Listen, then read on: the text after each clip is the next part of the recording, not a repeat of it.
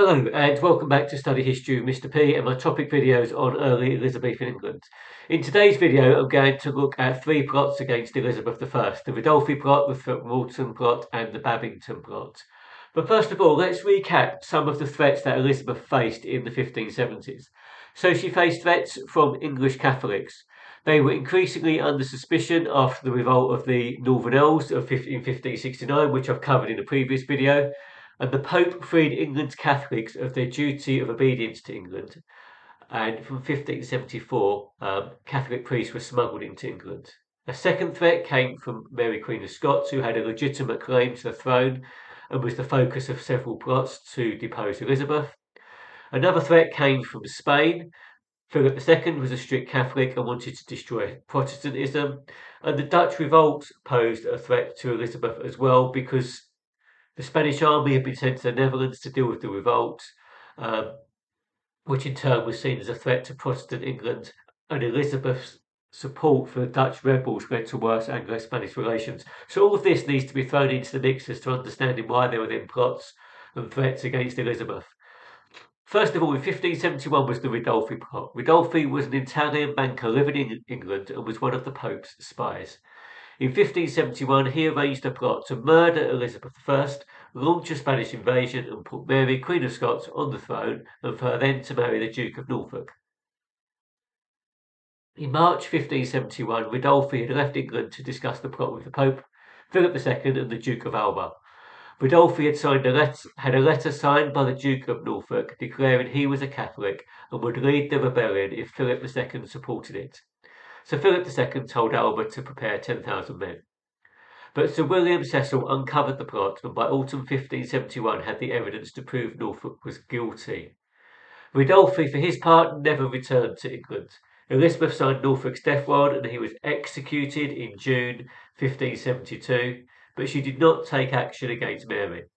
But this plot showed the threat posed by Mary and Catholics at home and abroad and reinforced the threat from Spain to England.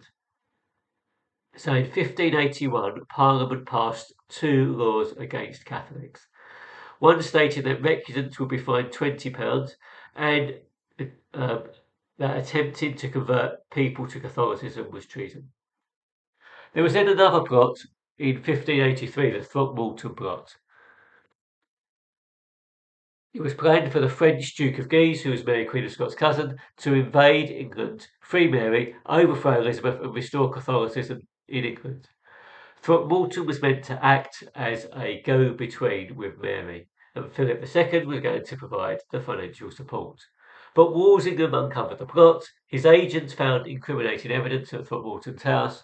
He in turn was arrested, tortured, and then confessed in November 1583 and was executed in May 1584. Throckmorton's papers included a list of Catholic sympathisers in England, and as a result, life became even harder for Catholics in England.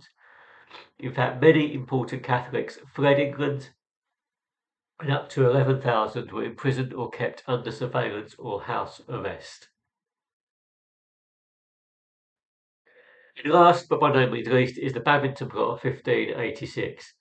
The plot centred on murdering Elizabeth and encouraging English Catholics to rebel. As with the Throckmorton plot, the Duke of Guise would invade with 60,000 men this time and put Mary on the throne, and the Pope and Philip II supported it. Anthony Babington, a Catholic with links to France, wrote to Mary about the plot in July 1586, but her letters were intercepted and read by Walsingham. Once he had enough details, all involved were arrested. Babington and his accomplices were convicted and hung, drawn and quartered. Mary was tried by the Privy Council in October 1586, found guilty and sentenced to death. But Elizabeth did not sign her death warrant until February 1587, and my next video is going to deal specifically with why Mary was executed. But Mary's execution on the 8th of February ended any hope of replacing Elizabeth with a Catholic heir. By the time of this plot, Elizabeth's situation was more dangerous than ever. Relations between England and Spain had broken down. The English were aiding Dutch Protestants in a rebellion against Spain, and there were mass arrests of recusants in England. Okay, so the final part of these three videos, looking at plots at home, deals specifically with the execution of Mary. So next video for you to watch is that one.